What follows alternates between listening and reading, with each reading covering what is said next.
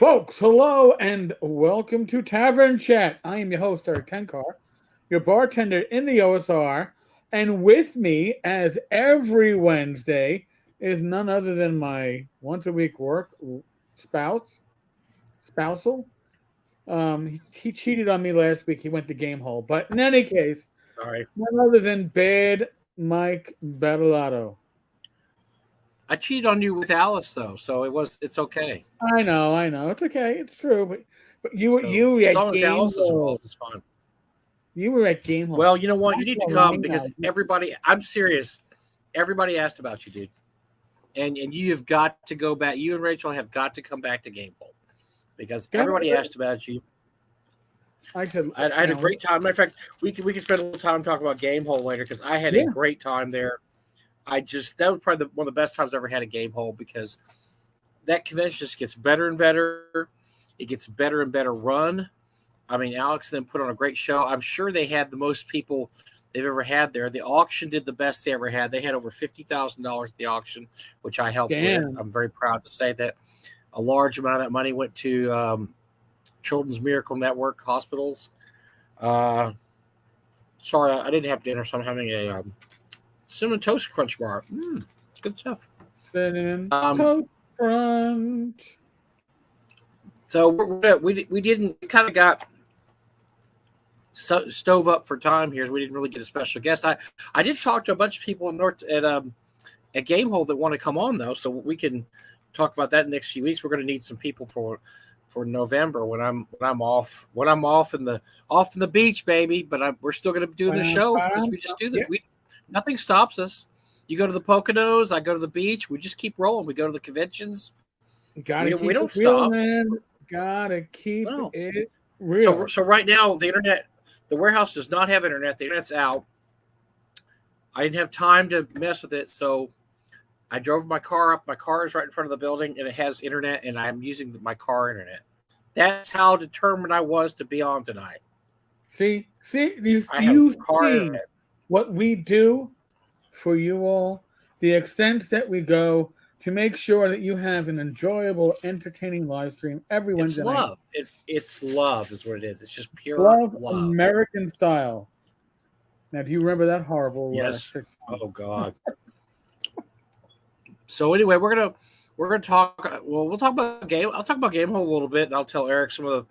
I hung out, or I got to say hi to Venger. I had some fun encounters. I got to see a lot of really cool old school special guest guys like Mike Carr and guys like that. But we have other news too in the OSR because something really interesting happened last week that will be interesting. Everybody's following us for the past months or so. I don't know what same as the old internet. We'll set this up. So I'll go ahead and set up. Mike, you are total silent at the moment. Do you want to? Do you want to turn off? Yeah, you want to turn off your camera? That might help with your bandwidth issue. You might not be getting great bandwidth since you're using your car's.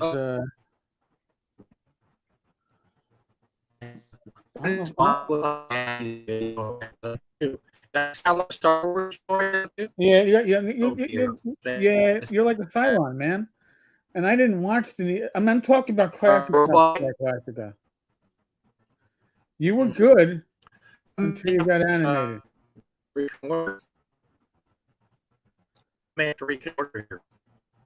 But try turning off your camera, so then now. On the bottom, do you have stop? It should be a stop camera on the bottom of your screen. Try stop camera and see if that. If I stop my camera, then you get this. I can hear you, but you're still siloning. Stop your camera, sir. We're filling up the room, man. We got a lot of people. No. Perfect. Well, right. Hold on. Hold on. Give it 5 seconds. We give it 5 seconds to buffer. 5, 4, 3, 2, 1. Now let's listen to Mike. All right, Mike. Hear me? Oh, geez. This is the question. Hear me? We can hear you, Mike. However, not you're still silencing. Okay. Here's what I'm gonna do. You gonna go to your iPad? Or Yep. all right. As Mike switches devices, I am going to go through the comments because they're picking up on the outside there. St. Cuthbert, am I at the pub? No, I was at the pub. We do the pub for Sunday for football, and Tuesday we have our favorite bartender. She takes care of us. We take care of her. So, you know. And then maybe later on in the week, but we haven't been doing it later in the week. We've been down about 2 days a week. About that Dave guy. We'll hold on to that until Mike gets back. I wouldn't do that, Dave. You're right, Al. Bob, I want to paint minis tonight. Do I have to watch or just listen? You can. We don't have visuals besides right now my ugly head. But hopefully we'll have Mike back as he gets set up. And why does Mike look like a bad 90s video on the web? Mike's he's at the warehouse, but he doesn't have internet at the warehouse. So he's using the internet off his car parked directly in front of the warehouse door, which worked until it wasn't working. So you sound like a Star Wars droid. I thought it was more like a Cylon, but or like a xylophone. Evil Cheese, welcome. Battlestar Galactica memories. And again, I never saw the reboot. I only watched bits and pieces of the original with Mr. Bonanza as the Admiral. And don't make me sing the Bonanza theme song. Tonight, Bad Mike will be played by Matt Fewer as Max Headroom. Those were the days. Okay. Does it make Tenkar Botar? I don't, I remember Battlestar Galactica for having, I don't want to say stars, but having actors that I would recognize later and like, oh, so and so. Hey, and they were also in the A-Team. Dude, you can spell it however you want. Just don't spell it as a carp. Okay. Mike is going to get the iPad. Mike, reboot the PC. I don't think it's the PC. I think it's the interweb for him. Just kick it. Kick it when it's up. Kick it when it's down. Original was great. Reboot was good until the last season. I heard similar stuff from my friends that watched the whole series. I did not. I think I maybe watched like 1 or 2 episodes in the first season. I was kind of caught in the it should feel like the old, and it wasn't. RPG overviews. Thank you for posting the Weird Frontiers bundle of holding. What's funny about that is I check bundle holding almost daily just to see if there's a new bundle that's coming out that's interesting. And I saw that and I'm like, holy shit, I only got mine. I backed to Kickstarter. I got mine, I guess, late spring, early summer. Haven't really dug into it as much as I should have. So I was like, I can't believe that David's put this up, but that's awesome. It's a great deal. It's a beautiful looking system. Beautifully laid out book, nicely written. And I put the post up, and then like 3 hours later, he PMs me, and he's like, "Hey, if you get a chance, can you help a brother out? Can you do a post?" I'm like, "Here's the link. It's already done." Sounds like a cross between a Cylon and R2D2. Quite likely. Well, he is the bad Mike, as opposed to the good Mike.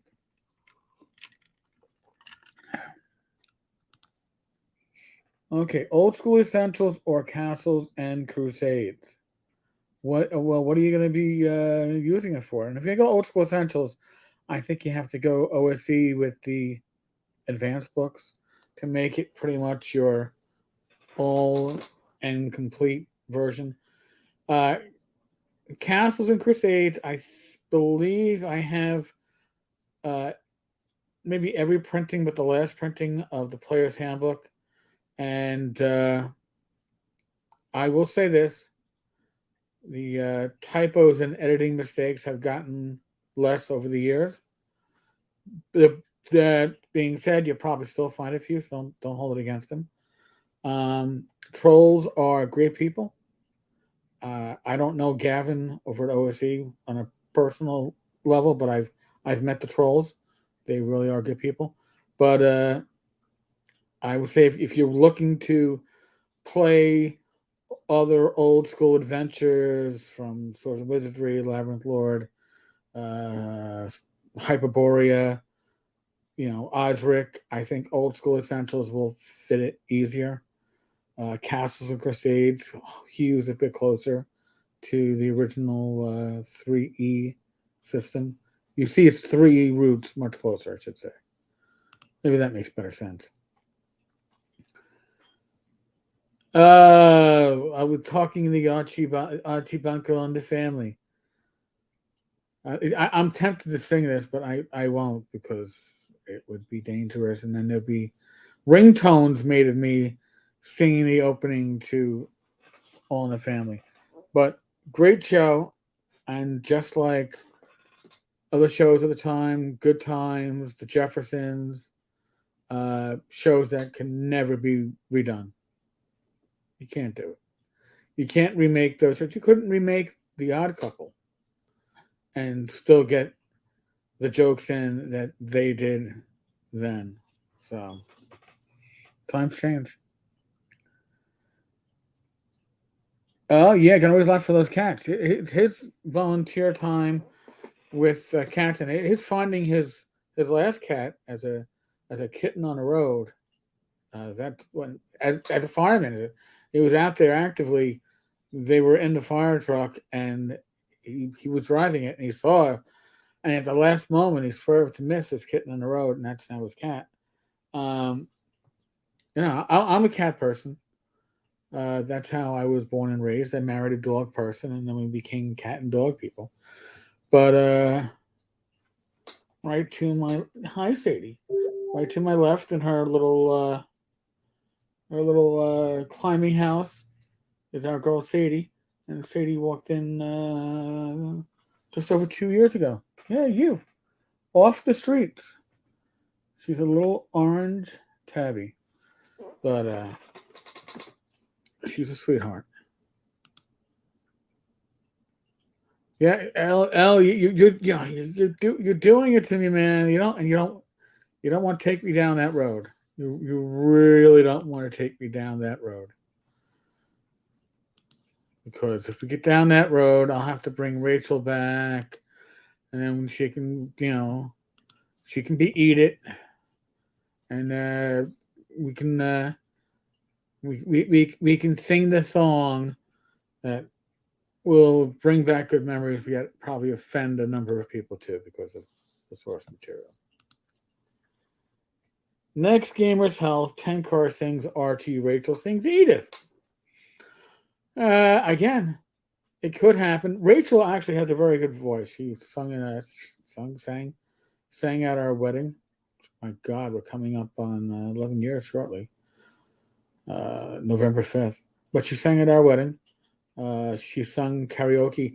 If you go back far enough in my Facebook feed from a couple of years ago, pre-COVID, you'll catch a section of Rach singing karaoke. So I am very blessed to be blessed with very strong and talented women in my life.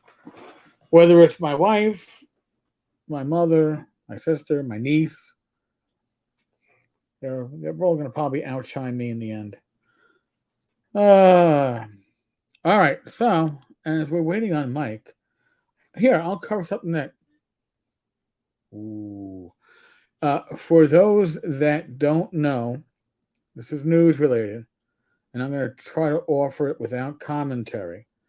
But last Wednesday in the Wizards of the Coast, new TSR, Dungeon Hobby Shop Museum, legal action, whatever you want to call it, that's going on in the federal court in the state of Washington. There was an unannounced session, a hearing that went on the court's table on the docket on Tuesday, and the hearing was on Wednesday. And it was pretty much a closed hearing. I have heard rumors of what happened at said hearing. But today, Wizards of the Coast went up. I guess if you have access to Packer or Pacer or one of the other sources that pretty much collate the stuff. Yeah, Mike, don't worry. I'm talking about the Wizards of the Coast new TSR. So they came out with a proposed protective order covering conduct toward witnesses. And I would advise that if you can find a copy of this, you should read it, because it is something that I've not quite seen before. I'm not saying I'm an expert on court cases, but I've seen a lot of court paperwork, and I've not seen this. This is a protective order, addresses conduct regarding witnesses in this case, including third-party subpoena recipients, witnesses subject to deposition or examination at trial, and any other person who may have or be perceived to have information pertinent to the issues in this lawsuit, including the parties' claims and defenses. And then it goes into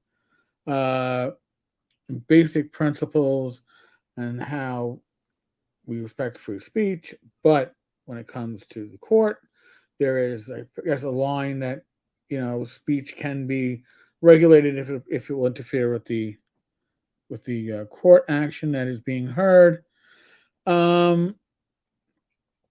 So, comments regarding witnesses. No party may engage in any conduct to improperly influence testimony or participation in this lawsuit. This includes, but is not limited to, any public. Hold on. Let me maximize that. Oh, I didn't want it 2 pages. I want it 1 page. Gosh darn it. File. I can't read it that way if I do it that way. All right. I would like to put this up on the screen real briefly as we wait for Mike. So he has something besides my head, my beautiful head, to look at. So, and yeah, it's my Discord stuff in the background. So, basic principles: the full litigation of disputes on the merits requires truthful and open testimony by those individuals with knowledge of facts relevant to the case. This requires cooperation of both parties and non-parties, witnesses who have information, documents, or other materials subject to discovery. Any case, comments. No party may engage in any conduct to improperly influence testimony or participation in this lawsuit. This is right around the middle of the page right here. And this includes, but is not limited to, any public, limited audience, or private statements intended to, or likely to have the effect of harassing, intimidating, threatening, or otherwise improperly influencing witnesses in this litigation. The actual or threatened dissemination of any personal information about witnesses, including information of a personal nature, regardless of whether it may be available in a public domain. Use of a witness's name or likeness in a derogatory or harassing manner. False or harassing reports to law enforcement about a witness. Solicitation, encouragement, or suggestion for others to perform any conduct barred by this protective order. I would interpret that I am not a lawyer, and that is not my field of expertise. But I would interpret that as saying you cannot have third parties do your dirty work, okay, and then say it wasn't me, or any other behavior intended or likely to have effect of improperly influencing a witness. Applicable forms. Now, this is where it gets interesting, folks, because you know that gaming has hit the big time when it lands in a court discussion. The restrictions in paragraph 3.2 apply to traditional media, email, blogs, public statements, and social media, including but not limited to Facebook, YouTube, Discord, hey, Twitter, World, and any other internet forum. They also apply to limited audience statements and private communications. So, this is, I think it's something that everybody, if you have access to this, I don't know if they're going to have a, oh, I see Mike's face. I don't know if they're going to have an opportunity to put this up in the whatchamacallit. Are you in the car? I'm in the car. So I could, this has been, why did this happen? You know what this is? This is Dave Simpson's revenge right here. I just think that sounds like Montezuma's revenge, but It's like Montezuma's revenge, except Montezuma's revenge goes away. Dave Simpson's revenge apparently interferes with my ability to get on the internet. well, folks, I don't know if this is up in a Star Frontiers New Genesis unofficial discussion on Facebook, but it likely will be. This document is available. When it will be, I'm sure somebody will put it up there. Read it and be educated, because, like I said, it's not something that I have seen before. Oh, scary Halloween. See, this is like a Halloween special episode. Hold on. Whoa, now it's really dark. Whoa. All right. I won't even go into the trials and tribulations, but let's just say that the iPad wouldn't work. I don't know why. iPad would not connect to StreamYard. So I used my phone, and apparently I've never used my phone before because I had to register with StreamYard, so I had to go through all that bullshit. Oh, yeah. It's like, we're going to send you an email so you can click on the email. Well, this wasn't as bad. I just had to copy and paste to Safari, and it was... Anyway, I'm here. I'm queer. No, I'm not queer. I'm just here, though. But I love queer. But I'm here, and I'm here. So, you're ahead. All right, that's all I'm going to tell stop plowing ahead. So I guess you went over the various legal papers that you had. I saw part of the YouTube. Yeah, no, I just figured, this, and listen, I did it without opinionating. I did do some interpretation of what I believed was the intent of, especially the part where it said, solicitation, encouragement, or suggestion for others to perform any conduct barred by this protective order, which would lead me to believe that you can't have your friends and family doing your dirty work. So. Mm-hmm. No, it makes sense. I mean, at least I don't know anything about the law, obviously, but it seems skeevy that you could file a lawsuit against somebody that's a witness in your trial. I don't get that. I'm honestly surprised. I guess lawyers could comment on that. Well, I'm sure your lawyers talked about with that before with you, but it just seems like that's really skeevy, because wouldn't everybody be doing it then? Oh, I'm going to go ahead and I'm going to sue you because you're a witness in my trial. Would you just do that to everybody who was a witness in your trial? I don't know. It just seems weird. I do believe that this is what I understand, and I could be wrong. I believe that this is public knowledge that Justin has been threatening to sue Don over a business dispute. Oh, that's right. Yes, he tried to drop the fact. He tried to lie and say that Don didn't ship him merchandise that he showed in pictures. So that's doesn't make any sense. But that's par for the course. Well, apparently. Well, yeah, not even going to get into that part. No. But now, again, this is interesting because I have spoken. Oh, Ella wants to know: Are you now Mike Carr?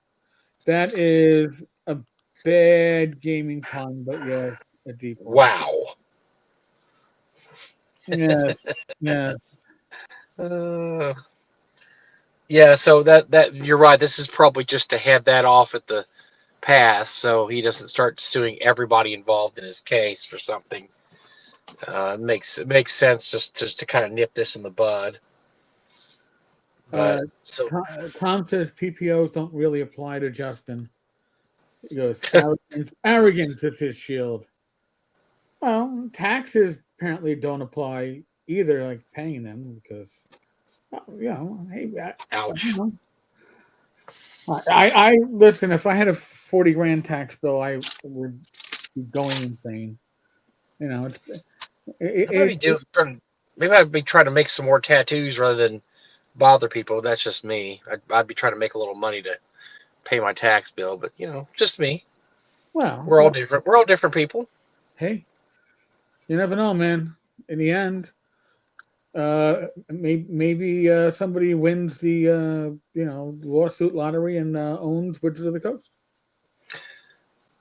You never know. I mean, anything can happen, right? I mean, come on, happens all the time. Not really, but I mean, now, we can speculate. Now let's talk about another. Now, in the community, I spoke about my cease and desist that I received a day or two after my birthday. I know it was being timed for my birthday, but all right. I give like a B for effort. It was a good try.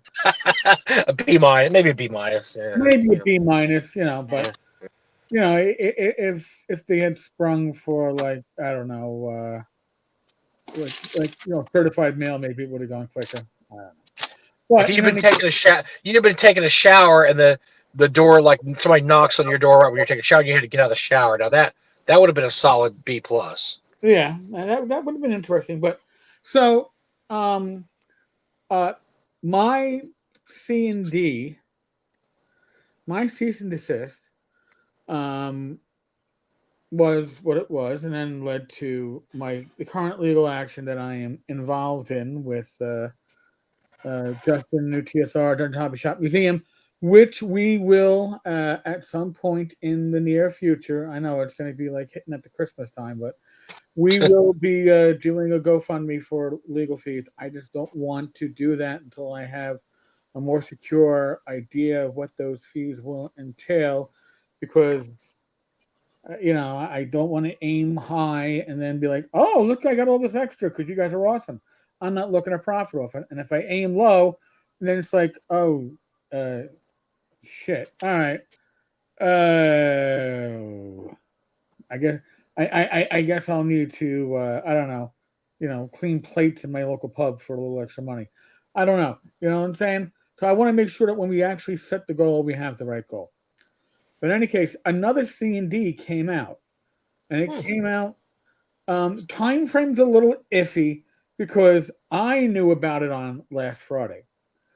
But I don't think the recipient knew about it until I did a video on it on Sunday. Whoops. And then Tabletop Tom did a follow-up video to my video. And after that, the next day, the last 6 months of videos from Gamers on Games were scrubbed. Were they made private? Were they deleted? I don't know. Wah, wah, wah. Well, let's do some background on this. So this all relates to a convention called DaveCon. Yes. And DaveCon is put on by Victor Dorso, and it was in Minnesota, I believe, and it was to honor Dave Arneson. And so for his first con last year, he had various old school guests. I don't want to get it wrong, so I can't remember most of them. But Tim Kask was one of them, I know. But Ernie Gygax was another one, because I believe Victor and Ernie are friends. So Ernie was there at DaveCon. So this year, Victor planned DaveCon too. And Ernie was once again to be a guest. And Ernie he's problematic. We can say that, right? I mean, at this point, just different, his connections to Lanasa, and just different interviews he's given that have not come off very well, shall we say? Right. So He's faced I think Victor got a little pushback from having Ernie as a special guest. And I believe Victor was, you know, looking at all the angles of this. Well, our buddy at Gamers on Gamers, um, GOG as I like to call it. They, Oh, I like Gamers on Gamers. That's kind of suggestive, but anyway, um, he did his usual act, which is he likes to coattail off people, including us and other people, and he likes to pretend he breaks big stories when all he does is regurgitate what you and David Floor and Tommy and them do, and he just regurgitates it and says he broke a big, gigantic, great story. So he just every once in a while he takes the lead on something. A few weeks ago it was the OSR sucks because Lanas is in the OSR and all these guys that they're not coming out against him enough, and the OSR is so problematic. What are these guys going to do to fix their reputations? And we did a rebuttal show to that to show that the OSR is awesome. right. And there's a few bad apples, and I don't even consider Lanas a part of the OSR because he hasn't produced anything. That's like me saying I'm a train engineer. I've never driven a train, so how can I be a train engineer? I've never done it. Oh, well, you need to come out against Mike Bad because you're a train engineer, and he said these terrible things, but he's not a train engineer. Well, but he said he was. So I don't care what Lanas has said. He hasn't done anything. So he had this dumb video that got all these hits, and he was super proud of himself because he got all these hits, not realizing that people were mocking him, not agreeing with him. Right. They weren't going, yeah, you're right. The OSR has a problem. They were saying, you idiot. The OSR is full of people like Jeff Talanian and Matt Finch and, all these other really cool people that, you're Alyssa Fadden and whatever, and you're saying they're terrible, and you're looking at the 0.9% or 0.1%, and you're not looking at the OSR as a whole. But he thought that was awesome. He thought we were all proving his point by being really mean to him, blah, blah, blah. Well, that's the whole thing. If you disagreed with Nighthawk, Dave Simpson. Oh, God. If you have to get banned from the tavern with at least 4 different accounts, and when you get banned, you start bragging about, oh, this last banning was worth it because I got to say, you've got, in my opinion, certain issues that may be better addressed on a professional level than on a social level. Well, you put it so nicely. I like the way you put it. But so we've had go arounds this guy because first off was he called us anti-vaxxers because we didn't demand that all you listeners get a vax. We didn't demand that because we know better than you because we're podcasters. We know everything there is to know about doctors and scientists and the COVID virus. We don't know anything. We don't know shit. That's why we say make your own decisions. Go to your own physician, talk to your physician, make your decisions. He didn't like that. He thought that was, how dare you, sir? So when I changed it from that speech to I am not your father, I am not your mother, I'm not going to wipe your nose, I'm not going to wipe your ass, you're an adult, use your common sense, because we're in the endemic, no longer the pandemic. He's like, oh, Mr. Carter, that was me, Mr. Carter. That was me. I made Tenkar change his statement from go see your physician to use your common sense. Mr. Carter. You realize nobody here gets Mr. Carter except for me and like you and like 3 other people that are over the age of 50. Most of our listeners are over that age, dude. Oh, that's true. That's our demographic. Never mind. Yeah. Everybody watch Welcome Back, Carter. I forgot. But yeah, that was dumb. That was just dumb. And what was the other dumb thing that he did that was just dumb? I mean, there's a lot of dumb things, but the OSR is dead was ridiculous. Because he doesn't. First of all, he's never had an OSR guest at a show because he doesn't know what the OSR is. He has no clue what it is. But he thought it'd be, it would be shock jockey to come out and say the OSR is dead, then yell at us all. He's. It was just that was dumb because he's never done anything to promote the OSR or anybody in the OSR, yet he thought it was great to come out against it.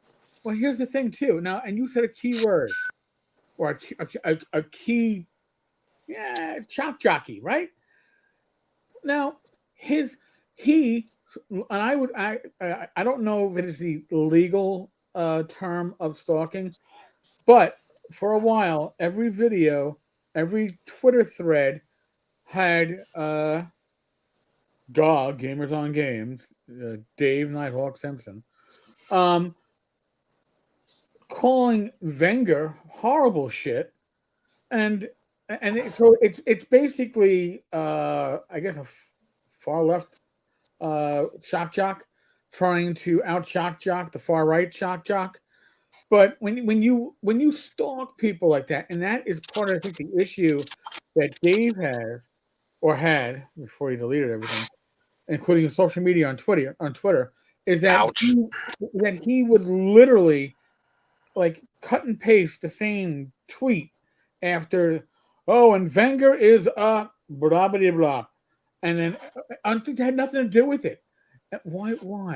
And again, that's why I'm saying he may need more help than is available in the friends and family social arena. He may need a professional, and I'm not just talking a lawyer in this case, because he might need a lawyer in this case. But he might need another type of professional that we used to refer to when we would talk about COVID. So, Well, and then the other, I forgot. The other thing he called Eric and I alt-right because obviously we didn't agree with him, and I guess he considers himself far left. So anything that's slightly right is far right to him because we wouldn't condemn Wenger. Now, look, we say lots of stuff about Wenger, and I had an encounter with Wenger at Gamehole, and we were very polite and talked to each other, said hi and what's up and all the whatever, how's the family. But I will reiterate, I think Wenger's a shock jock, and I think he does a lot of this stuff on purpose. I think he's talented.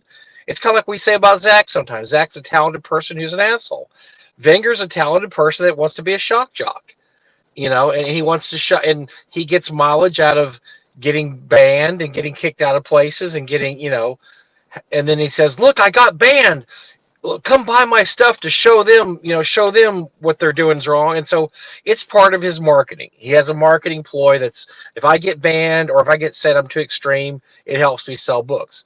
And then, so David didn't dig that. And Mr. Nighthawk didn't dig that. And so since we wouldn't just absolutely pile on Wenger with him, we must be alt-right lunatics. and here's the thing with Dave Simpson. Okay, he doesn't dig very deep in any of his. I'm not going to call them investigations, because I don't believe that he does any. Personal opinion, Dave. I don't mean to fight you on that one. I'm just saying, I believe that you find the evidence that you believe fits the narrative that you'd like to believe, and that is what you go with, and that is what you take, because it's a self-fulfilling prophecy, destiny, definition. All right. So it's that's the evidence I want. So that's the evidence I need. So that's so I believe that is his worst part of this, because he's fallen down a number of rabbit holes in different areas with different people. I'm anti-vax. I've been vaxxed twice and I've been boosted. How am I anti-vax? Well, because you didn't demand all your listeners get vaxxed too, but that's the whole point. Is you and we kind of know our place on the pecking order, right? I mean, we do what we do, but we're not saying we're experts in anything. And I mean, I'm probably an expert on some things, but it doesn't have anything to do with saying whether or not you should get a vaccine or not. And that's the problem with Dave, is that he thinks he's experts on lots of things and he's not. Yeah, and if you don't follow his way of thinking, then you must be the bad guy, because he's set himself up to be the good guy in his little psychodrama and his that goes on online, but we're all the bad guy because we don't agree with him. But this I mean, this is just a setup basically for so he has these little feuds going on, and then he was all excited. He had a big feud going on with us, and I said that he was jealous of Eric, which I honestly believe. I mean, Eric didn't say that, by the way. I said it. Eric did not say that. That was me. Says I'm jealous of him. I go, dude, I never said it. He never said it. I said it. I've had other people say that, and that's my theory, because I think Eric gets a lot of the attention that he wishes he had. But you know what? Let me tell you. I mean, this. And I'm not just, look, Eric didn't put me up this. I'm telling you, Eric does hard work on this show. And I don't do shit. I show up at 8 o'clock, 7 o'clock every Wednesday, and we riff on whatever.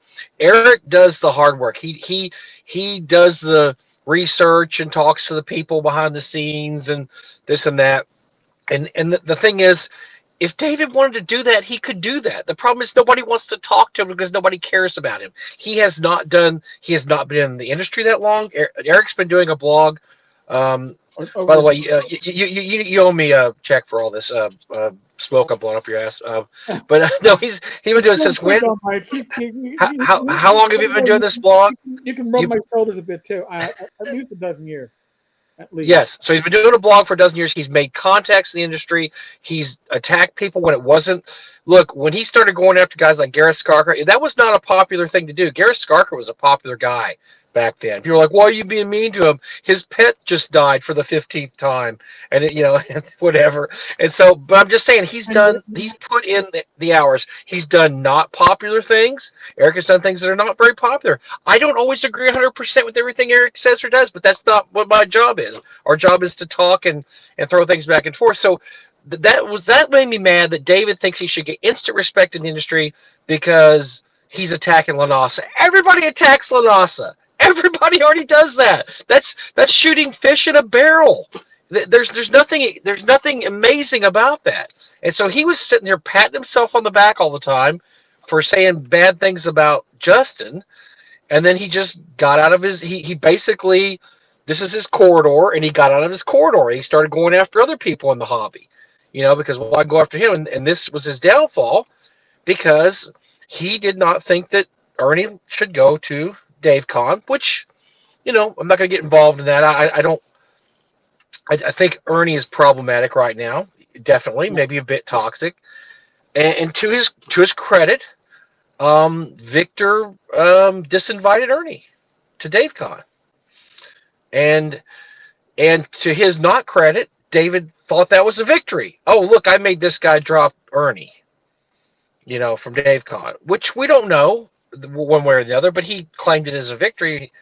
And so while he's busy patting himself on the back, he decided to get out of his lane and go a little farther than he needed to go. And he called Victor a Nazi. And you just can't do that.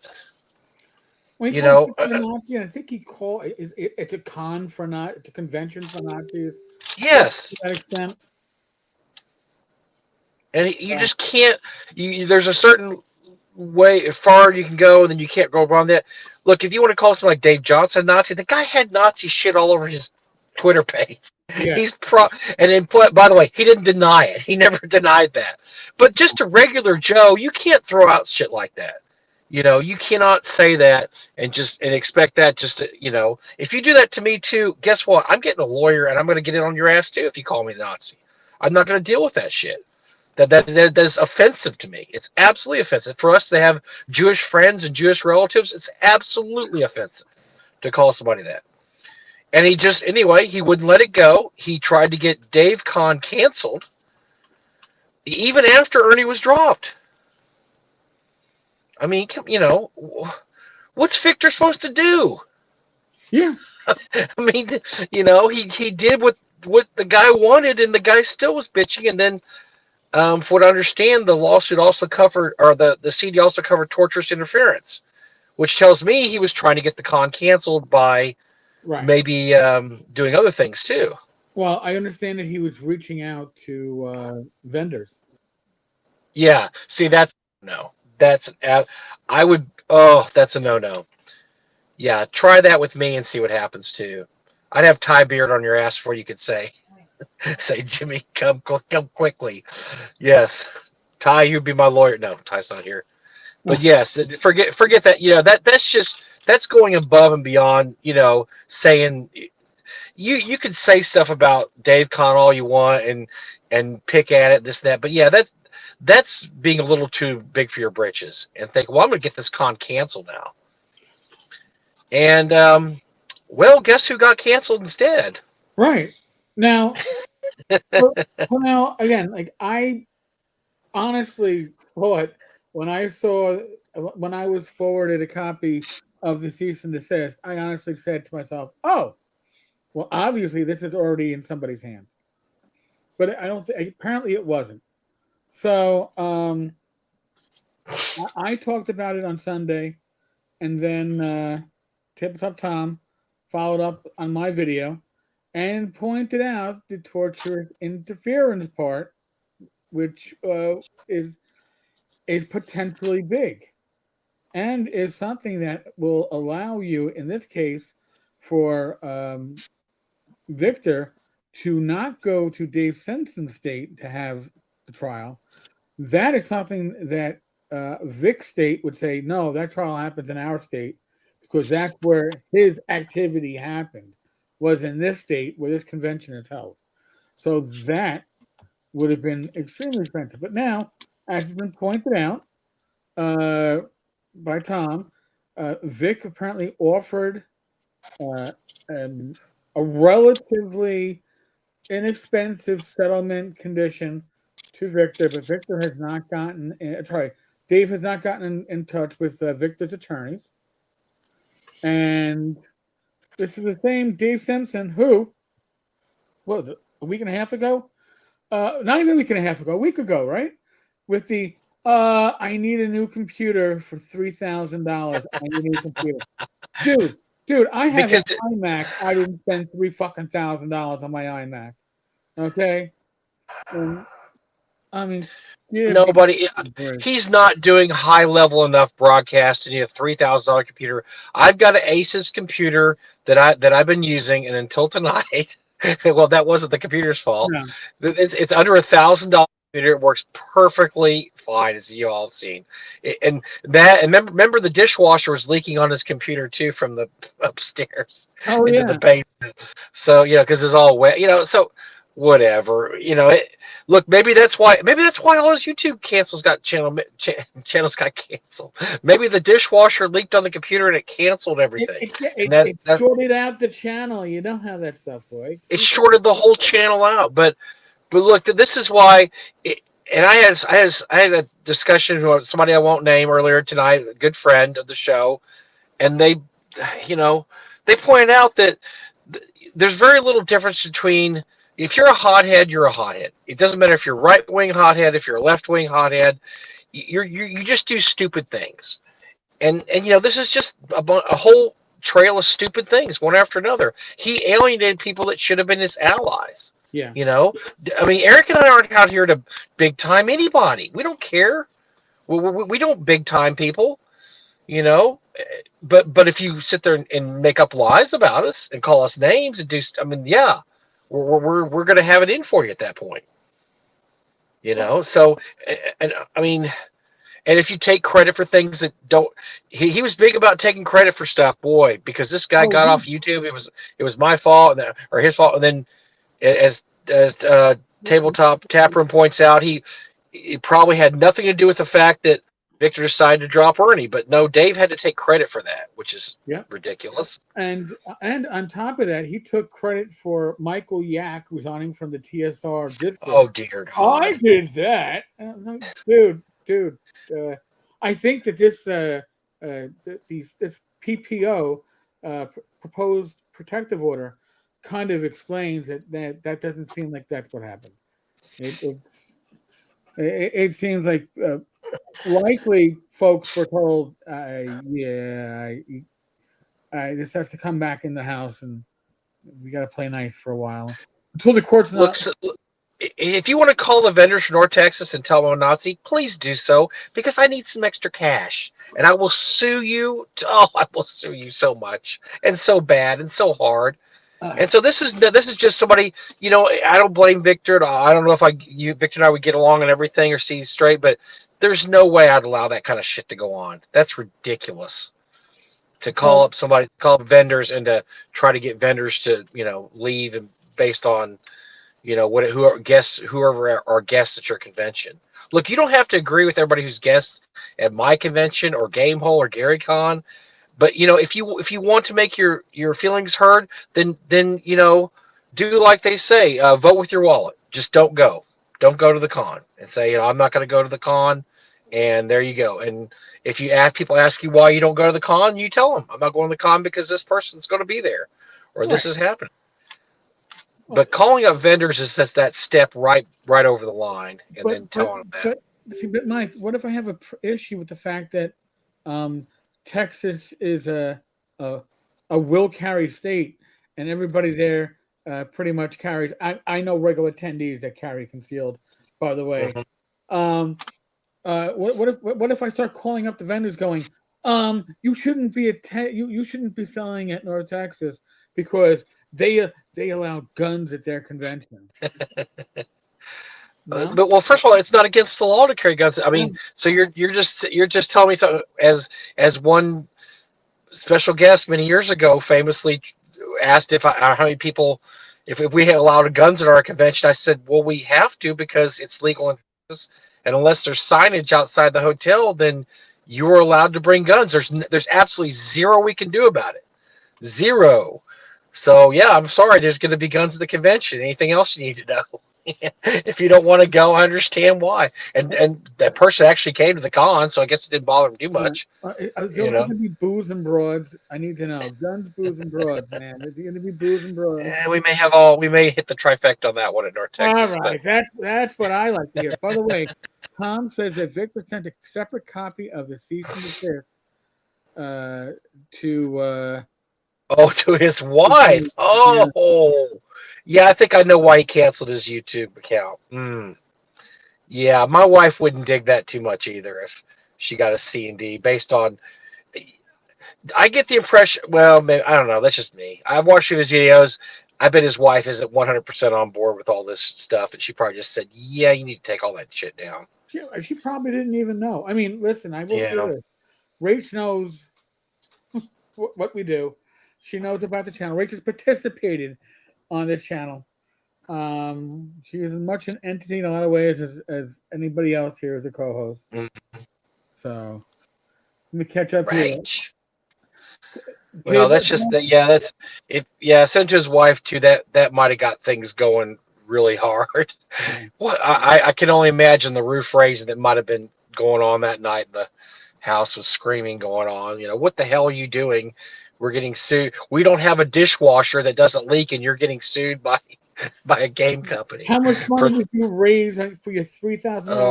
Remember, it was $3,000 for a computer, and then it was other stuff he was throwing in. Oh, because they also need to get X, Y, and Z. I was like, why? Yeah, it's just amateur hour there. At least when I beg for money, I lie and say I'm going to do eating videos on my coffee account, and then I get people to send me $5 so they can watch me eat pork loin sandwiches, which I, by the way, thank you very much, everybody, especially my two buddies Sean Pointer and Joe Dameron, plug, who are who sent me money to go eat pork loin sandwiches on my way to and from Game Hole Con.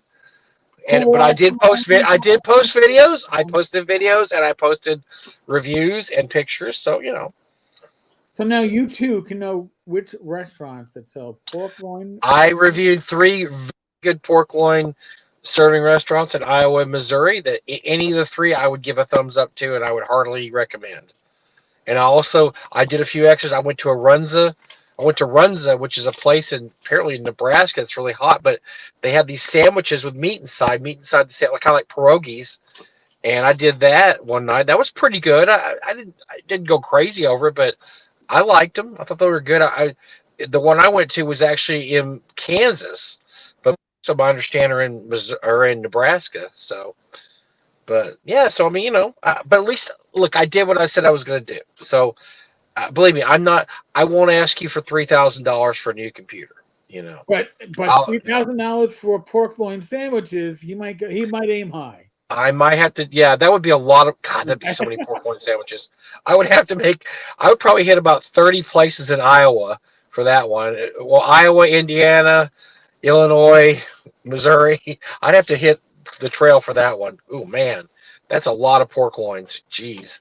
So Ella says, Mike, I just called Eric something worse this week for his hibachi video. I called him Garibay. Yes. Garibay. Cutting to the quick, lad. Cutting to the quick. So anyway, so for those of you who were upset and annoyed by the video, the OSR is dead, no longer need to worry. That video is no longer available. So it will not be. So all our defenses of the OSR will go unchecked at this point because there's nobody to debate against us. So I guess we win. The OSR is awesome. We win. We're the final word. OSR. Oh, OSR. better Yeah, than there's no GOG. Better than GOG. Yeah. there's no more anti-OSR out there. And see, this is what happens when you go anti-OSR. Look what happens. Bad things happen to you. You get kicked off the internet. Oh my God. I thought only I had the power to kick people off the internet, Mike, and now I find out that other people have that power. Yep, the OSR has the power, baby. You go against the OSR, bad things happen to you, mysterious things. I mean, I don't know how this happened. I mean, did Matt Finch, call somebody in the dead of night? I don't know. Did Jeff Talanian sneak in his house and sabotage his dishwasher? I can't say. I mean, nobody knows. I'm sure those good people, did not do that. This is all brought on by hubris. This is like a Shakespearean play, man. All those guys, Shakespearean tragedies, they were always too full of themselves, and it was their downfall. And this is what happened here, folks. Yeah. Which is why Eric and I we will try to retain at least a semblance of being humble, a tiny semblance of that. So I like to call it humility. yes, we'll try to be a little. Look, we don't claim we're doing anything badass here. Believe us. God. Believe Nothing here us. is earth shattering. Nothing here is world changing.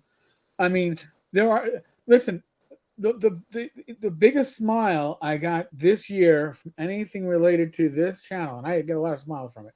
The biggest smile was from late winter, early spring, when Pew Research sent Eric Tenkar an interview. A survey, a research survey. I was asked to participate in as a journalist, and I was like, "There I go, there." What? I made Journalist? Journalist, because that's what Bill Webb, according to you, called me many years ago when he was talking with a member of one of the family clans. That at the time I was the closest thing that this community had to an actual investigative journalist, and as Mike well knows, not every investigation that I've done in this community has been presented because it just didn't deserve to be. So that stuff just doesn't pan out, or it only goes so far and no further, or it's stuff that we, at the end of the day, Eric looks at and I kind of look at, we say, maybe not. Let's just sit on this. Yeah, none of us are in this with the intent or the plan of we're gonna get you. We don't do gotchas. We don't do gotchas. No, we absolutely not. I mean, that's the lowest form of journalism. That's what drove me crazy about the stuff that guy put up, because it was the lowest form of journalism. It was all gotcha bullshit, and it was stuff that you and David Floor and Tom and all those guys had already talked about. It was regurgitation bullshit, pretending like it was a new story. It wasn't a new story. It was the same thing you guys had talked about, and so it's Look, the grand sum total of we lost nothing. Let's put it that way. By this going off the air, we lost nothing because there was nothing there to begin with. Yeah. El said, Pundit sent Meatball to pee on his computer. Oh, El, I love you. That's hilarious. Meatball to pee on his computer. I just got a mental picture. It could happen, it. It might have happened. I don't know. James, no review on the Dread book yet. However, oh, damn. There is a linkity link. See, now, if you subscribed to the Substack below, you would have found a link. I believe I included it. Yes, you would have found a link to a free preview. I think the first 50 pages of the Dreadnomicon. Nice. So, now I may have to do a post on that. I'm not saying, but I'm just saying, I haven't had a chance. you do realize that there have been events going on that I don't have full control over. Although we're here, I'll show something off. Continual light. This is Ooh, that's purty. this is the proof copy, and yes, I had to make the changes. I have to get this out. I gotta take pictures of my corrections and send them back to Jeff. But it is a pretty book. Yes, very nice. So no. Listen, if you already have the original Continual Light, it doesn't change. It's a better laid out, more professional looking piece with a kick-ass fucking cover, and it's digest size, so you can put into your Swords and Wizardry Complete box set or any of your other digest size boxes. So, and it feels As Led Zeppelin once said, the song remains the same. So it's the same thing, just a different presentation. Eric's being really nice, saying, "Hey, you don't have to buy it if you bought the old one. Buy it anyway. Buy the new. I'm going to buy the new one. Buy the new one. Want to? I mean, Yeah, buy the new one, man. Come on." But yeah, I've written some adventures for. I've written some adventures that should dovetail very easily. I wrote them for Swords and Wizardry Light, but I'm gonna tweak them to Continual Light, and hopefully we'll find a place to publish those eventually. Yeah. And one of if we come up with Torchlight again or whatever Eric wants to do. Torchlight issue 2. Right? Yeah. Well, it's only been a year between issues. Whew, that's going to be what 96 page. It's going to be 100 page long. I thought we were going to do quarterly initially, but hey, as I said before, retirement actually leaves you a lot busier than you would think, because everybody knows that you're retired, so therefore you have all the time in the world to do everything you have planned. Of course you do. Yes, James. I'm doing a holiday. No, it's a long story, but I'm broadcasting on my phone in my car. Let's just say it involved werewolves, burlesque showgirls, and I think about a half a pound of chocolate flavored vodka, and it was crazy. But you'll have to watch the video over again. I explained it all in the first 5 minutes of the video. Yeah, it sounds like it's gonna be a bit of a mess too. Hey, can I talk about Gamehole a little bit during the show? Yeah. So for those who know, and you probably know, I was at Gamehole last week. We did our show with Alex Pang. By the way, thank you, Alice. I heard a lot of positive feedback from that show at the con itself, and a lot of artists saying this is something that should be talked about more. And so I think we're going to hear a lot more about this AI art stuff as the year, next year goes on and everything. So it was very well received here at least at Gamehole. But yes, I was at Gamehole Con. It's an annual con put on by Alex Kamer, and he who owns the self-titled Gamehole, which is the mecca of all gaming awesomeness. In this above is the pub he owns. There's a room there, and it's just got everything you can. I mean, he has 2 jade hairs with covers. Now, if that doesn't mean anything to you, there's like 7 in the world. He's got 2 of them. I mean, it's just incredible. He's got brown box. He's got white box. He's got everything TSR put out shrink wrapped, not just 1 copy or 2. Usually he has about 3 of everything. And so he's a huge collector, but he also loves gaming, loves the community. And he's, for the past few years, he and his group have been putting on this convention. It is the best run con I've ever been to. There's no problems ever. They just solve the problems. Anything that happens, it just flows along perfectly. I would say this con was the best yet. I had an absolute blast this con. I almost didn't go. Alex kind of made me go. He begged me to go, which I can't resist. Whenever Alex flutters those baby blues at me, I'm just like, okay, sure. He just likes the begging part. That's all. Well, I mean, you've seen him. He's like he's vegan and he works out. He's like his body has like 0% body fat. So when I talk to him, I just get mesmerized by how skinny and toned and muscled and ripped he is. So I just have to say yes to whatever he does. So, but no, he got me to come there, and it was great. They had a great. Their guest list kind of dovetails ours quite a bit at North Texas. except they had guys like Ed Greenwood, who we don't have. Ed was awesome. And he had missed the last 2 or 3 years. His wife passed away this year, so he's a little better able to travel these days. He wasn't able to travel very much because his wife was an invalid and had to require a lot of care. So Ed was there. I mean, there was just the usual list of kick-ass suspects that go to North Texas. Pretty much, he has the same people. One of the guests he didn't have that I was really interested in seeing was Mark Miller, and he actually had COVID. Mark Miller of Traveler fame couldn't come because of COVID, but I was there, and all the Frog God guys were there. Zach and Jen and Ken Spencer and Laramie, and saw my buddy Skeeter there, and all the Independent Publisher Union. If you're not aware of that, those guys put out great stuff. The Independent Publishers consists of Skeeter, Jim Wampler, Levi Combs, Jeff Talanian, and Ian and Rocky, and they had a booth there, and I bought whatever of theirs I didn't have because it's all good stuff. Yeah, I actually bought a few things. I'm not really big on spending money these days, but I've decided I'm going to go to conventions and buy a little something here and there. So this time I bought some really nice pens. They're actually from Gen Con 9, and a guy who had made them special for Gen Con 9 had them in his booth, and he had a whole bunch of other pens. These are all these crystal pens made of like gemstones. Yes, that's it.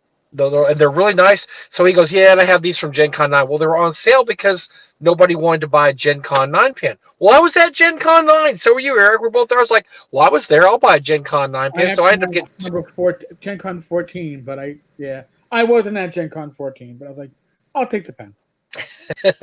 Well, I bought two. I got like two for the price of one. So it was a really, really great deal.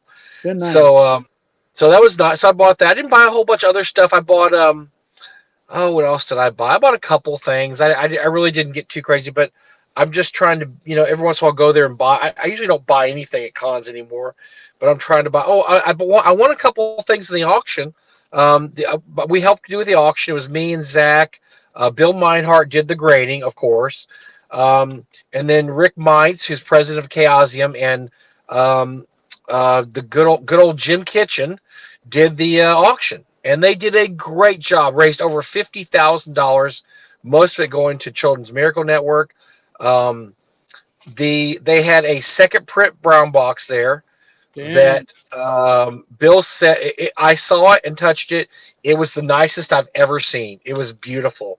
Went for $17,000 to Alex, of course. He bought it for the game hall. So right. $17,000. They also had a white box there that was signed by Gary and Dave.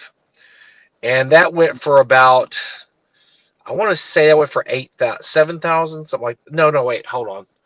I can't remember. We went for several $1,000s. That was kind of cool because not only was the box signed by them, but it had a set of all the books in there, the D-Day's Demigods and Eldritch Wizardry. They were also all signed by Dave and Gary. So that was an amazing artifact. Yeah. But there was some really good stuff in the auction. I ended up buying, so for those of you that know D&D, I bought a B10 Night's Dark Terror, which is my favorite basic module. It is a really, really good adventure. It was a UK written module, even though it doesn't have the UK designation on it. And it's very hard to find in really nice shape because it came with a sheet of counters. It also comes with a large fold-out map and an inner sleeve, and usually one or more of those are missing. This was in beautiful shape. There was one little spine thing. I bought it, which for a price I didn't think was too bad. I don't even think mine's that nice, so I bought it to replace mine. And then I also bought a Mordenkainen's one of the alternate cover TS or WotC books. I love some of those WotC alternate cover books. Those are really nice. And this is one I didn't have. It was the Mordenkainen's Book of Foes or something, so I got that. But most of the stuff there, look, Getty and all those other guys ended up buying it because they have big money, and most of the time I just couldn't afford to. I mean, Bill, I was bidding against Bill on something, Bill Meinhardt, and I realized it was a futile task once I got to about $500. I was like, what am I doing? I'm not going to beat Bill Meinhardt in this auction. But it was something. Oh, and then also Zach won something really cool that I thought about bidding on, but I can't bid against Zach. He's my buddy. But he had a monster manual signed by Tom Wan because Tom was there at the convention. Tom Wan signed it, then drew a little snit in the cover. So that was very cool. And Zach got that for what I thought was a really good price, about $200. It was an old first edition monster manual with Tom Wan's signature in it in a drawing. That's pretty awesome. No, it was great. I didn't play in any games, but I went to a few seminars. I had a blast because every day we stood at the booth and talked to people and sold stuff. And then every night we went out to dinner, and then we'd all, you go drink and you hang out and you talk. And I talked to a lot of people I don't normally talk to. I talked to John Popson of Cobalt Press for one night. I talked to, just random people that I don't really get to see at other cons. And of course, I saw people like Alan Hammock, who's just one of my favorite dudes, old school dudes. Myself and Alan and Zeb Cook and Jeff. Okay, so I'm sitting at the table. Just imagine this. You're sitting at the table with Jeff Talanian, Alan Hammock, Zeb Cook, Levi Combs, and Skeeter Green. How can you get up from that table? That's pretty damn good. I just sat there and just listened to all their stories and tried to interject every once in a while, but I'm like not worthy. I'm just sitting there, like, wow, this is cool stuff. Zeb was telling his story, which I'd heard once before, about how he did the Rocky and Bullwinkle game that came out from TSR in the '80s, and it's a hilarious story. If you ever see him somewhere and you have like 10 minutes, ask him to tell the Rocky and Bullwinkle story because it is freaking hilarious. Those guys are great. Those guys, I love the old guys there. They're great. It's just great to talk to those guys and hear the stories. And, I also, while I was there, I used the time to work on the special guest list at North Texas. And I will say that I got pretty much everybody on my list that I wanted to talk to. Except for a couple. Bill Webb cannot attend my convention next year because his son Johnny's graduating high school. Believe it or not, little Johnny's graduating. So that was pretty much the only no I had. But yeah, we'll release our guest list later on this year. But I still need to contact a few people that weren't at the con, and then talk to them. But yeah, I was very happy with how the guest list turned out just by talking to the people there. So yes, I did go to Gamehole Con to poach guests from Alex Kamer. I admit it. But Alex is a special guest at my con, so I'm not. What can I say? I'm not really poaching guests, but no. Yeah. And I got to see Alyssa Thad and Jeff Cull, and we hadn't seen them in a few years. I think the last time we saw them, Garrick, was prior to COVID. It was probably Gamehole Con, or not a Gamehole, but yeah, probably Gamehole before COVID. Alyssa was wearing her Roman Empire, yes, gladiator armor, not gladiator. Yep. Roman Centurion armor. Yep. And so that was probably the last time we saw them in person. So I got to see her there and Jack, and I don't know. I'm trying to think of who else I saw that I hadn't seen in quite a while. Obviously I saw those knuckleheads, Laramie, and and Bill and all those guys. But I'd seen Bill at North Texas this year. I'm trying to think of somebody I hadn't seen in a while. I can't. It's just not. A few people here and there that I didn't really. Stephen Borcorni was there, his usual hilarious self. Of course. Playing playing heavy metal music in the lobby of the Clarion. Late at night as everybody drinks. So that was there was one funny story with Stephen Borcorni. So we're sitting there Friday night, I think. And everybody's drinking, and we're in the Clarion. He's got this heavy metal music playing. And so he comes to the table and goes, Mike, Bad Mike, could you watch my phone? I have to go to the bathroom. I need you to watch my phone while I go to the bathroom. I'm like, okay, Stefan. And so he goes to the bathroom, and I'm watching his phone. I'm like, I don't get it. And then he comes back, gets his phone, whatever. So I have to do that 2 more times that night.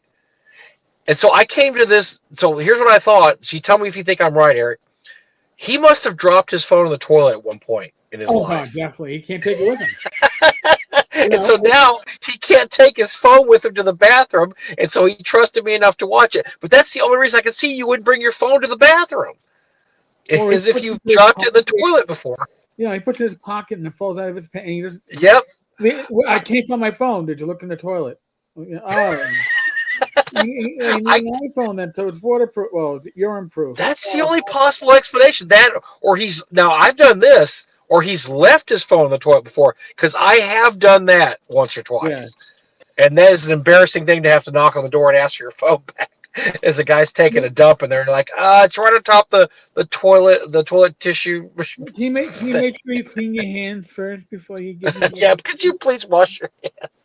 So I've done that once or twice. So maybe it's he's either dropped in the toilet or he's left at the toilet. But so I got to watch Stefan's phone 2 or 3 times Friday night, which was pretty fun. But yeah, it's just great. You get to hear all the gossip you don't normally hear, and I got to hear a bunch of cool inside stories about stuff. I talked to somebody that been to the Dungeon Hobby Shop, and they told me some funny stuff about that. And you just hear all kinds of good little stories, and the best part is when you hear the old timers tell the stories, and it's just always great, especially when Alan or Zeb or one of them they just have so many stories. And that's the whole thing is these guys aren't going to be around forever, right? And so we got to listen to their stories now, and then and try to remember them too, because when they're gone, somebody's got to tell these stories, so yeah, it's great, and we missed you and Rach there. Everybody asked about you guys, everybody. So we tried, but we waited too long, and we waited to make sure it was. And folks, I know there's people going, "Oh my God, how can you say it?" We wanted to make sure it was not going to be a mask up situation. It was not that. Now, however, they did ask to see a vax. Fine. Vax thing, which I'm a little torn on because, okay, let's face it, my last vax shot was last year. I don't think it's doing very much good to ask to see a vax passport. It just doesn't make any sense to me. But about a year out too. I'll be seeing my cardiologist in a month. I'll get his opinion on shot number 4. And look, there was a few people wearing masks. It wasn't a lot, but you know what? If you're sick, I want you to wear a mask, because I'll tell you, if there's one good thing of all the things that COVID's done, is that when I go to cons now, I don't see a lot of sick people. And it used to be, and Eric knows this too, you go to cons, and there's always some idiot in there hacking or coughing or sneezing, and because he doesn't want to miss the con, damn it, because I paid for it, so I'm going to go even though I'm, coughing up hairballs over here. And you're like, gee, and you don't see that anymore, which is good. People have learned that you stay home if you're sick, or you put a mask on so you don't cough all over everybody. Right. No. And so that's one good thing. I didn't hear about a lot of cases of COVID or con crud from this convention. I'm feeling fine. It's been I've been home for a couple of a day now. I'm feeling okay. So I think we dodged any bad sickness, and it seems like people are they wash their hands now. They use the this stuff, and the infamous North Texas sanitizer. Yes, they use sanitizer, so people are cleaner. It used to be you go to these cons. I'll tell you what, I don't get con stink that much anymore. Even I go walk around, I don't smell bad smelling con people. It seems like people are taking a little better care of themselves and cleaning themselves up, making sure they wash their hands, making sure they use the sanitizer, and so that's a good thing. If that's one good thing that's come out of COVID is that people are a little more aware of, look, I don't need to be sneezing on people. I don't want to be coughing on people. I don't want to be, I mean, every day at the booth, I'd shake a bunch of hands. I did some fist bumps and stuff, but I would shake hands. And when I shook hands, I'd use the sanitizer afterwards, or go wash my hands. So. That was like North Texas. We were kind of the same way. Some people were handshakes and hugs, others were fist bumps. Some people do the elbow, which I find the elbow annoying. Yeah, no, I didn't see anybody do the elbow. I did fist bumps a couple times. I think I did a fist bump with V. I did see Wenger there. We said hi, and just hey, how's the family? What's everything going? Good to see you. Blah blah blah. Because I don't have anything against V. I mean, like I would call him a shock jock to his face, and he because he knows what he is. Yeah. But he's a mentally talented guy that probably should not be a shock jockey. But what is it? I mean, he's not a bad dude. He's not, I wouldn't. I'm not gonna say anything bad about him. But yeah, he was there just hanging out, doing this, doing his thing, and trying to think who else I might have run into that might have been interesting in that regard. But I didn't see any of our art. There was none of our arch enemies there. Let's put it that way. So those people stayed away from the con. Let's just say. Oh my gosh, Skeeter Green popped into the chat here. All right. Skeeter, you'll have to wait for me to catch up to you. And I was just telling everybody what an awesome dude you and the Independent Publishers Union was, so the IPU. So maybe you just missed that, but yes, Skeeter was there being maximum Skeeter. He was maximum Skeeter. By the way, so one night, so Skeeter and I have a story. One night we went to a restaurant across the street and we shared. So they had what was called a, I don't know, barbecue plate, and it was $47 freaking dollars. And it seemed like it said it was gigantic. And Skeeter and I were like, oh yeah, we'll split this. Sounds good. Skeeter, how'd that turn out, that $47 barbecue plate? Well, let me tell you how it turned out. 3 pieces of brisket on there, 2 racks. The ribs had like 2 ribs on them. I mean, we're sitting there staring at it going, we're going to be hungry after we finish this off. We ate everything on the plate. We were like, Skeeter and I are still starving because there's not enough food on it. It was overpriced. As Skeeter Green says, it was crap. It was crap. It wasn't even that great. I didn't like the pork at all. The brisket was okay. It was dry. But yes, that was the maximum. That was the least bang for the buck I've seen in a long time. Was the $50 barbecue for 2 that could barely feed me or Skeeter. I mean, we're sitting there fist fighting if you got the last bite. We're so hungry at there's so little food on that. So that was funny. But I mean, getting to talk to these guys is great. Got to hang out. Skeeter's son Tristan was there, and I always like to see family. I mean, all Ian and Rocky's kids were there. All wandering around, and it's good to see kids at these things, man. It really is. Yeah. Yeah, the coleslaw was vinegar, but see, I like vinegary coleslaw, so I was okay with it. Skeeter was out on the coleslaw, so I got to have all the coleslaw. That was good. I needed it because I was so freaking hungry. Because there was no food on that giant barbecue plate. So that's why you got to go to Texas to get barbecue. You can't trust barbecue in other cities. Maybe St. Louis. Yes, St. Louis, Memphis. There's a couple places you can trust barbecue, but not just some random Minnesota city. No, nope. I'm sorry, Wisconsin City. Ooh. Ouch. Or North Carolina. Yes, Gun, you're right. North Carolina, I've heard about the barbecue there. I will give you a thumbs up. But yeah, you go to any place in Texas, and if you had a barbecue plate for $50, let me tell you something. It would be piled like this high, and you would not be able to finish that barbecue. So. But a great time. People who gamed said they had a wonderful time. Zach got to play an Ed Greenwood game, which was awesome. A few of my friends did. Bill ran a few games. Obviously, Alan Hammock ran Ghost Tower. I mean, it just was a ball. We had an absolute blast there. Food trucks. The food trucks were great. I went to a couple of new ones this year. There was a Philly cheesesteak food truck. Ooh. It was pretty good. It wasn't terrible. It was better than average. Just put it that way. I would have been in huge trouble. Yep. And then they had a sandwich truck they've had there a few times, taco truck. They had a brisket truck that looked really good. I didn't try it, but some people said it was pretty good. They had a few other trucks. Let's see, last year they were limited to 3 trucks only by order of the health department or something. But this year they had a full complement of 6 or 7 trucks, and it was really good. Oh, damn. And I believe they had more than they ever had there. The parking lot, you remember the parking lot, Eric, right? There, it was completely full, like every space taken a few days, like on Saturdays or Friday and Saturday. So anyway, thumbs up, great time. My wife came into town for a few days. She flew in and we drove back together. She had a good time. Although I wish Rach was there because her and Rach could have done some fun stuff. Happy as a bug in a rug. Next year, Yep. next year, I think that's going to be TotalCon in February. I think Rising Phoenix, which is also in Massachusetts. I think that is in April. Then be North Texas in June, ShireCon in September, and then we will do Game Hole. It's gonna be a full con year again. We're getting back in the swing.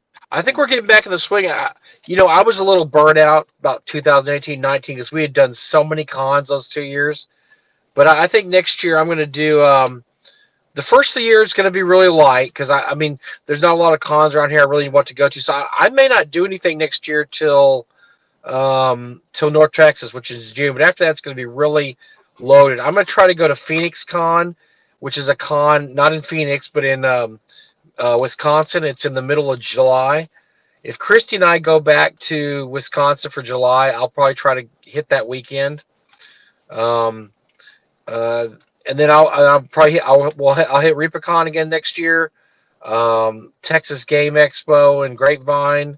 Definitely Game Hole Con. I'd like to do Long Con, but I don't think I'm gonna be able to do it this year. I did it last year. I'm not gonna be able to do it this year. I don't think. But I maybe I'll try to get there every other year or something. But yeah, I'm getting back to the full. I need to find something this spring really to do. I got to find a spring con that I can go to. Gary Con, I really want them to move Gary Con later in the year. If they could move it to end of March, beginning of April, I'd be in. But I'm never going to drive there again and get caught in a blizzard.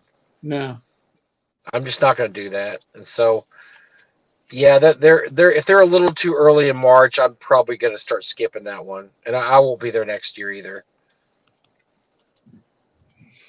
yeah, I mean Gary Con's the only con I've ever arrived late to. By a whole day. This past North Texas, Right. I was almost late because we got diverted, but we got there same day at least. But Yeah, it was an actual blizzard. God, I'm serious. It was a blizzard. We drove through to get the last hour or so. Zach and I. That was a tough one. I mean, there was snow piled up like 3 feet. I mean, it was for a kid from Arizona and one from Texas. That was different. But yeah, I tell you what. Another thing that was great about Game Hole, Eric, was that they had it the week before Halloween. The weather was beautiful. It was 60 degrees most of the time. I didn't even wear my sweatshirt someday. I just wore shorts and a t-shirt. It was that beautiful. Right. It was absolutely gorgeous there. wow. And remember, you and I, we've been there before when it was like November and it got cold. It was cold there. We had freezing sleep. It was Yep. miserable. We had one year, I don't remember what year it was, Eric, when I remember looking at my temperature thing, it was 0 degrees. I'm like, what are we doing? Why are we here in 0 degree weather? But yeah, it was extreme. Right before Halloween seems to be the sweet spot, and I looked for the days next year, and it's going to be the week before Halloween again next year. Oh, that works. It was beautiful. It was absolutely beautiful. Yeah, as Skeeter says, 70 degrees. It was just gorgeous every day there. So yeah, it was. So thumbs up, great con. If you're ever in Wisconsin in October, it's just I just can't give you enough superlatives. It was great. I had a wonderful time there. It was great. Every part of it was good. Yeah. Well, it's actually worked out We'll pretty have well. Alex on the show. Maybe we'll have Alex on the show next few months, and we can do he could talk about it too. Because I'm interested in some of the numbers. I want to know how many people he had there. I know that they had more people than they ever had. I'm pretty sure they had the highest attendance ever. So. Oh, they have the room to grow there. Unlike Gary Con, last time I went there, it was pushing its outer limits. Oh yeah. Game Hole has room to grow. Yeah. Oh yeah, definitely, because they're at the convention center. So yes, definitely. Yeah. Wow, I'm impressed, Mike. This actually worked out better than I expected. Bad Mike from the car, sexy in the dark. I haven't had any problems. I haven't had no robot voice, no brownouts, no dropouts. I mean, it's been I'm hopelessly up. I guess I'll just do this every week then, right? I'll just go to the car and pull my phone out. Well, the internet's out at the warehouse, so next week I'll probably do my show at home, And then the next 4 weeks after that, I will be in South Padre Island. So you will get treated for the third year in a row, my annual Bad Mike from the beach. That's nice. Yes. I'll have that for 3 weeks. So I'll have a backdrop of whatever gross, whatever horrible, kitchen window thing they got going there. I mean, they have the ugliest. Some of those condos are not furnished very nicely, and I think the one we've been the last couple of years has had a really kind of a blah background there. So I'll try to zip it up. Maybe I can bring a poster or something to stick back at me, and we can look at look at something nice. So, but yeah, I'll be in South Padre, still doing the show from there because we do the show even when we're not at home because that's what we do. Well, now Mike's totally black. Blackout. Any chance of a review of the Arcanum 30th anniversary edition? I have not seen Zilla Games interviewed. I don't have it. I've got so much to go through. I don't know how soon we could get that, but Well, I'm sorry, Gun. Bad Mike on the beach, and on the beach, I just love to wear that Speedo. So if I come in from the beach before the show, you never know what might happen. It may happen. It may happen. No bad. We've had his brother wear a Speedo. No Bad Mike and Speedos. Okay. Well, you wouldn't see it anyway. I'd be from the chest up, so you'd be okay. You would be fine. Fair enough. So, since Mike's in the car, I think we will do a relatively early wrap up this week. But he's already halfway home now. He's in the car. That's half his trip. Out of my house now. Oh, look at that! It literally is. I'm in my driveway. I didn't want to take the chance I get disconnected again, so I'm actually in my driveway. So I'm 2 steps from my house. I'm fine. So I didn't want to jinx things and get disconnected, so I decided just to, and it worked out. Until the only reason I just got disconnected now was I tried to plug in and charge my phone, and it tried to switch me to CarPlay. So, oh yeah. But anyway, I'm sorry, I didn't mean to monopolize 15 minutes there or 30 minutes with the game hall, but I loved it. It was great. I had such a great time there.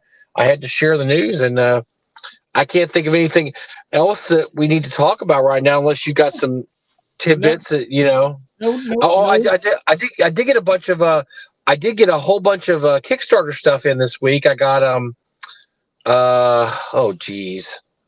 I got in some Necromancer game product. I got Fantastic Geographic from from Ian and Rocky. I got I got Luke Gygax's Kickstarter.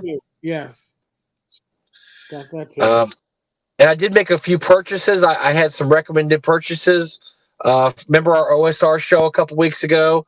Yep. Somebody had recommended King for a Day, which is a really creepy, weird hex crawl written by Pinto.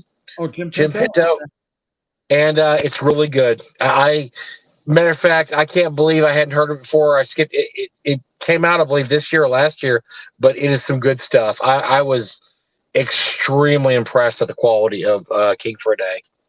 It's a really, really intense and well documented, well written text crawl. So I'm going to recommend that. I got a few of Joe Block's items in the mails. I finally got Cthulhu, Swords of Cthulhu. I got that. Very nice. Yeah.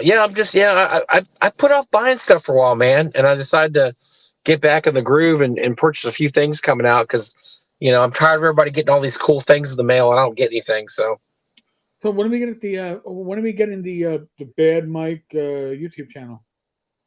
Well, so I finally think I decided so my whole thing is I'm not going to do anything as everybody's already doing it. The reason you and I did this, Eric, and we talked about this for years, is we didn't want to do the same show everybody else did, right? And we were going like, look, let's just do a show where we talk back and forth, and we're not going to have any structure. We're not going to have any, anything. We're just going to go in there and start talking. And I think it's worked pretty good. We've got, we're doing all right subscriber wise and whatever. We're doing what we like to do, but we just did it because nobody else is really doing what we're doing. Well, I said the same thing about a video. If I do a channel, I want to do something nobody else is doing. I don't want to just sit there and talk because look, guys like you or Joe Block or Rob Connolly, you guys could do that better than me. Joe the lawyer, these guys can do that better. So I'm thinking, what do I have that nobody else has, and what can I do nobody else does? And the only thing I have going for me really is the fact that I do collect a lot of rare items, and I've been collecting for, quite a few years, 30 years or so. And so I thought what I might do is do a show where I review very obscure or rare items, and maybe have somebody else come on with me to comment with me, or maybe have a writer author or another collector, and we'll talk about this really obscure item and why you need to find it, why you need to get it. So that's my premise right now. I'm looking at that, and I think I might go forward with that. So we'll see how that works out. But I'm thinking that's unique enough because I don't think anybody else does that. I mean, yeah, people do reviews, and sometimes they even do reviews of older items, but I don't see a lot of reviews of really obscure third party stuff because people don't have it. You have. Well, they don't have it exactly, and I have it, and that's why I should use that to my advantage. That's my one, bullet point there, is that I have access to a lot of that stuff. So I may look at that, but I'm going to have to talk to you because I have no idea how this YouTube stuff works. I have no clue. I'm going to need a major tutorial about how to do this stuff because I don't know what I'm doing. Okay, we can do that. I have no clue, but tell me. So we got a few minutes here. Talk about Tenkar's Tavern Discord. Tenkar's Tavern broadcast studio. Who do we have, and what are they going to be talking about? Do you know? On the Substack, you're talking about the Tenkar's Tavern.substack.com, the Tavern Video Network. Essentially, oh yeah.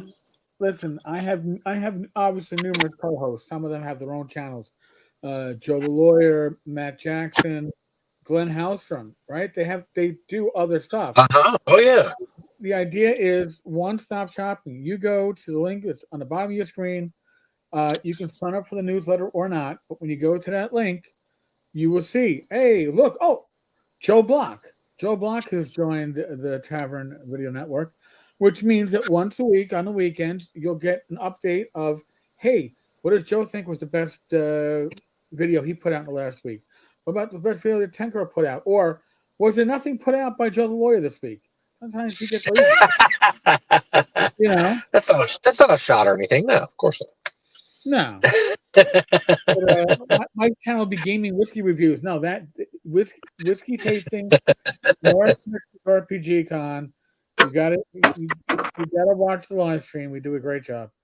But yeah, no, we have the Substack for Tenkar's Tavern, and we also have one for Gamers Health. It's the same, gamershealth.substack.com. Gamers Health is Rach and I. We're going to be doing recipes and keto snacks. What you can buy, what you expect, where can you find them? Some of them you can find on Amazon, but Amazon is always more expensive. If you can find it at like a discount store or Marshall's, some of the stuff, or even Costco, you'll save money. And eating healthier is not going to mean eating cheaper, but doesn't have to be expensive if you can. So sure. So these are the things. So we're gonna grow the network slowly. Add maybe another channel every 2 weeks, 3 weeks maybe, so we don't overwhelm it until I have a rhythm going, because I'm the one that's doing the updating. So as long as everybody's participating and getting me their updates, then we're good. Right. Oh, that's great. That's going to be. I love the one-stop shopping because a lot of times I don't hit these guys' channels because I don't want to have to search for them. Look through there and I don't have it on my whatever my board or they call it on YouTube, so I just don't look at it.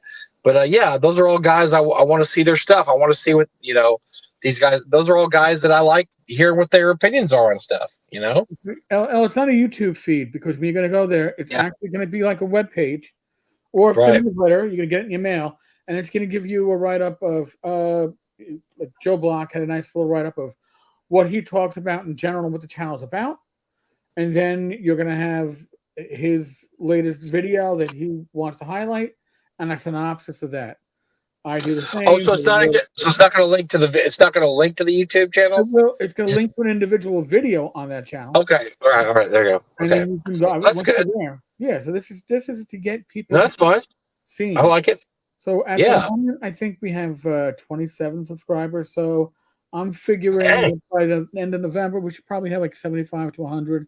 And that's when you start. And here's the thing: everybody who has is in the network should be including this as a pinned comment or in the show notes of the videos as they do them. So then everybody is, quote, advertising the one-stop shopping, the Tavern Video Network.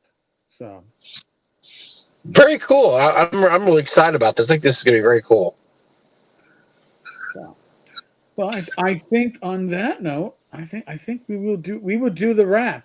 If you missed the early stuff in the show, like when Mike was moving to his car from the Cylon warehouse, we did talk about the latest filing in the Wizards of the Coast, new TSR case. I would expect it to be showing up on Facebook in the Star Frontiers New Genesis not unofficial group. I'm sure you can, or you can, if you have Pacer or one of the other court things, you can go look it up. It's an interesting read, and I've never seen a proposed protective order before. I've done a lot of court paperwork in my time, so it's interesting. Interesting, yes. All right, so folks, on that note, I think we probably did we already do the speech about the endemic COVID crap? Probably good enough.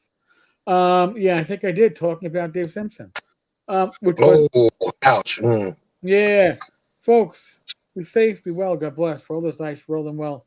I will be back again tomorrow with a random video, possibly from the Poconos. Mike will not be with me, but his eyes might be. He'll be looking for you because spooky Halloween. It's Halloween. All right. Yeah, have a happy and safe Halloween, everybody, too. Especially if you got kids. Y'all be careful. Later. Careful folks. out there next week. Later.